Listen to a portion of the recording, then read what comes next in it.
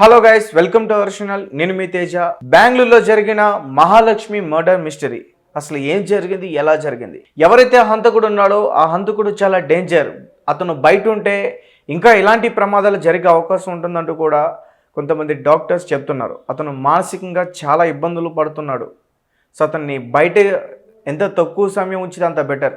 అతన్ని త్వరగా పట్టుకుంటే చాలా మంచిదని కూడా చెప్తున్నారు. అసలు ఈ మహాలక్ష్మి ఎవరు, ఈ మర్డర్ ఎలా జరిగింది? అయితే మహాలక్ష్మి అనే ఆ యువతి, ఆమెకు ఆల్రెడీ పెళ్ళయింది. ఒక కూతురుతో బెంగళూరులో ఒక ఇంట్లో 5 ఏళ్ళుగా నివాసిస్తుంది.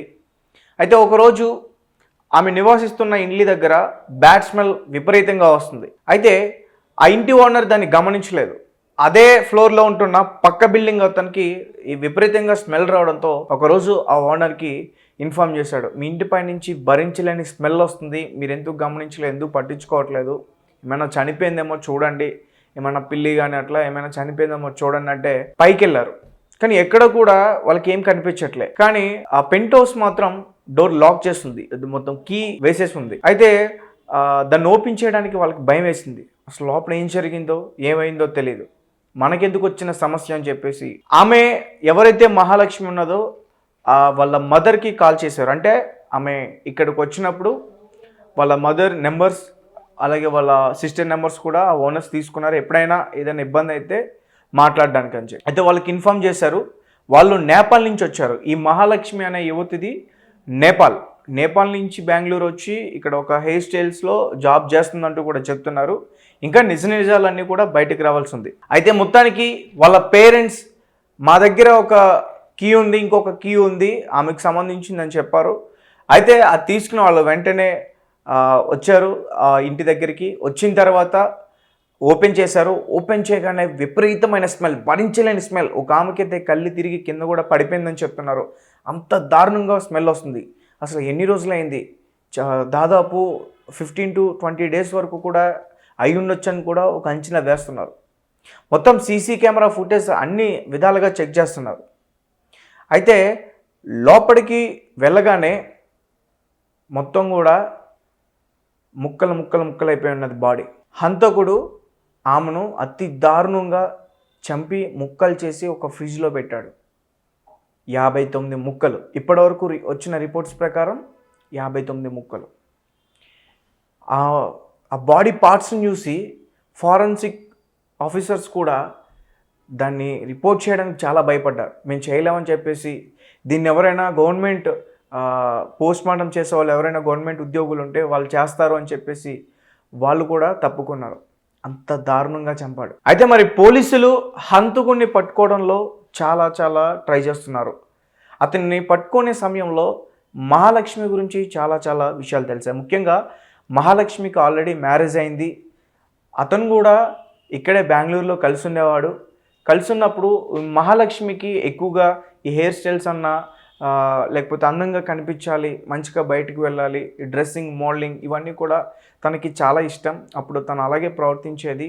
అది కూడా లవ్ మ్యారేజ్ మాది, ఇష్టంతోనే పెళ్లి చేసుకుందాం, జాబ్ కోసం అని చెప్పేసి మేము బెంగళూరు కూడా వచ్చాం. తర్వాత అతను కూడా ఒక మొబైల్ షాప్లో పనిచేసేవాడు. తనకి నాకు జీతం బాగా వచ్చేది, ఇల్లు బాగా గడిచేది, ఎంతో ఆప్యాయంగా అపురూపంగా ఉండేవాళ్ళం. అయితే ఒకరోజు మహాలక్ష్మి నిజస్వరూపం బయటపడింది. తను ఎక్కడైతే వర్క్ చేస్తుందో ఒక ఉద్యోగితో ఒక రిలేషన్ పెట్టుకుంది. నేను ఒక 2-3 సార్లు చూసా అతను తన బైక్ మీద మహాలక్ష్మిని డ్రాప్ చేయడం. అప్పటికి నేను తనతో గొడవ పెట్టుకున్నా, ఇట్లాంటివి జరిగితే బాగోదు, నేను కొట్టడానికి కూడా ట్రై చేశా, కానీ తనని కొట్టడానికి నాకు చేతులు రాలేదు. ఎందుకంటే నేను ఎంతో ఇష్టపడే అమ్మాయిని పెళ్లి చేసుకున్నాను. తను చాలా ధైర్యవంతురాలు, అలాగే చాలా తెలివైన అమ్మాయి. అలాంటి అమ్మాయి ఇలా చేస్తుందని కూడా నేను ఎప్పుడూ అనుకోలేదంటూ కూడా తను ఈ విషయాలన్నీ కూడా చెప్పాడు. అయితే అమ్మాయి ఒక ఉద్యోగస్తుడితో ఎఫ్ఐఆర్ పెట్టుకుంది. అది ఆ అమ్మాయి నిజస్వరూపం మొత్తం కూడా ఇతనికి తెలిసిపోయింది. ఒకరోజు ఎక్కడున్నావు అని చెప్పి కాల్ చేస్తే నేను ఆఫీస్లో ఉన్నానంటూ చెప్పి ఆ అమ్మాయి ఒక మార్కెట్లో ఆ వ్యక్తితో కనిపించింది. అది చూసి అతను జీర్ణించుకోలేకపోయాడు. మొత్తానికి ఆమెతో ఫైట్ చేశాడు. నువ్వు ఉద్యోగం మానేస్తావా, మానేయవా, నువ్వు మానేయకపోతే నాకు వద్దు అని చెప్పేసి చాలా ఫైట్ చేశాడు. మొత్తానికి గొడవలతో వాళ్ళందరూ నేపాల్ వెళ్ళారు. నేపాల్ వెళ్ళిన తర్వాత అక్కడ కూడా ఇదే తరహాలో గొడవలు జరగడంతో మొత్తానికి అతను అక్కడే ఉండిపోయాడు. ఇంకా తనతో నా వల్ల కాదు అని చెప్పేసి ఉండిపోతే ఆ అమ్మాయి మాత్రం బెంగళూరు వచ్చి మళ్ళీ జాబ్ చేసుకోవడం మొదలుపెట్టింది. ఒక హెయిర్ మోడలింగ్ సంథింగ్ దేంట్లోనో వర్క్ చేస్తుందంటూ కూడా చెప్తున్నారు. అయితే ఎవరైతే ఉద్యోగస్తున్నో అతనితో రిలేషన్ కట్ చేసింది. తనకి ఒక 5 సంవత్సరాల పాప ఉంది. ఆ పాపతో పాటు ఇప్పుడు ఆమె ఎక్కడైతే చనిపోయిందో అదే ప్రదేశంలో ఉంటుంది. తర్వాత మహాలక్ష్మి ఇక్కడ ఉంటున్నప్పుడు ఇవన్నీ ఇప్పుడు నేను చెప్పే అన్నిటి కూడా పోలీసులు ఆ అమ్మాయి గురించి ఎంక్వైరీ చేస్తుంటే ఆ అమ్మాయి చేసిన తప్పులన్నీ కూడా బయటపడ్డాయి.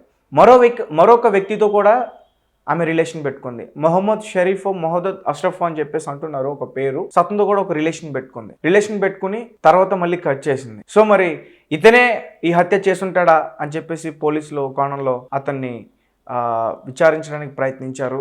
అతని ఫోన్ ట్రేస్ చేశారు. అలాగే మహాలక్ష్మి ఫోన్ కూడా ఎక్కడైతే ఆమె హత్య చేయబడిందో అక్కడ ఆ ప్రాంతంలో ఒక తల దిన్ను కింద ఫోన్ దొరికింది. అది స్విచ్ ఆఫ్ అయిపోయి ఉంది అని చెప్పేసి కూడా ఒక న్యూస్ రావడం మనం విన్నాం. అయితే ఆ ఫోన్ కూడా మొత్తం కూడా చెక్ చేశారు. ముందుగా పోలీసులకి వాళ్ళ హస్బెండ్ మీద డౌట్ వచ్చినప్పుడు అతను ఈ విషయాలన్నీ కూడా చెప్పాడు. ఇలా జరిగింది, నేను అప్పుడు తను చాలా మార్చాలని ట్రై చేశా, కానీ తను మారలేదు, నాకు వద్దని చెప్పేసి నేను విడిపోయాను అని చెప్పేసి ఈ విషయాలన్నీ కూడా పోలీసులకు చెప్పారు. అంటే తన మీద కోపంతో ఆ హస్బెండ్ ఏమైనా చేసి ఉంటాడా అనే ఆ కోణంలో ఆలోచించారు. కానీ ఎంత ట్రై చేసినా ఈ మర్డర్ ఎవరు చేశారనేది కూడా తెలియట్లేదు. ఒక పక్క సీసీ కెమెరాలు చెక్ చేస్తున్నారు, ఫోన్ ట్రేస్ చేస్తున్నారు, అయినా హంతకుడి యొక్క ఆచూకీ తెలియట్లేదు. అయితే పోలీసులు చేస్తున్న ఇన్వెస్టిగేషన్లో మరొక ఎఫ్ఐఆర్ న్యూస్ కూడా బయటకు వచ్చింది. ఆమె ఒక్కరితో పెట్టుకోలేదు, ముగ్గురితో పెట్టుకుంది. మూడో వ్యక్తి షాపింగ్ మాల్లో ఒక బాయ్గా వర్క్ చేస్తాడు, అతనితో రిలేషన్ పెట్టుకుంది. అది చూసి మొహమ్మద్ షరీఫే ఈ హత్య చేసుంటాడని పోలీసులు భావిస్తున్నారు. అంటే మిగతా విషయాలన్నీ కూడా తెలియాలి. ఒకవేళ అతనే హత్య చేస్తుంటే అతన్ని ఖచ్చితంగా పట్టుకుని ఖచ్చితంగా కఠినంగా శిక్ష వేస్తారు. ఇతనితో రిలేషన్ కట్ చేసి అతనితో రిలేషన్ పెట్టుకుంది, అందుకోసమే ఆ షరీఫ్ అన్నవాడే ఈమెను చంపేశాడా, లేకపోతే ఈ రిలేషన్ పెట్టుకున్న అతనే చంపేశాడా, అసలు మహాలక్ష్మి ఎలా చనిపోయింది, అసలు మహాలక్ష్మిని ఎవరు చంపారు, ఈ విషయాలన్నీ కూడా త్వరలోనే పూర్తి ఆధారాలతో ఖచ్చితంగా బయటకు వస్తుంది. హంతకుడు ఎక్కడున్నా, ఎలా ఉన్నా, ఏ ప్రాంతంలో ఉన్నా, ఏ ప్రదేశంలో ఉన్నా మన ఇండియన్ పోలీస్ ఖచ్చితంగా అతన్ని పట్టుకుని శిక్షిస్తుందని కూడా మనందరం కూడా బలంగా నమ్ముదాం. అయితే ఇక్కడ మనం కొన్ని విషయాలు తెలుసుకోవాలి. ఒక రకంగా ఆమె హత్య చేయబడడానికి కారణం ఆమె చేసిన తప్పులే. ఆమె చేసిన మొదటి తప్పు వాళ్ళ హస్బెండ్ని దూరంగా పెట్టడం, మరొక వ్యక్తితో రిలేషన్ పెట్టుకోవడం.